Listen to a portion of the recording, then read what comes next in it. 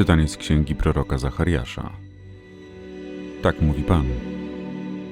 Raduj się wielce, córo Syjonu, wołaj radośnie, córo Jeruzalem.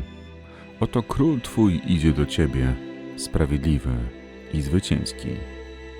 Pokorny jedzie na osiołku, na oślątku, źrebięciu oślicy. On usunie rydwany z Efraima, a konie z Jeruzalem.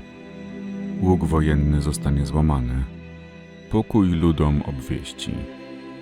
Jego władztwo sięgać będzie od morza do morza, od brzegów rzeki, aż po krańce ziemi.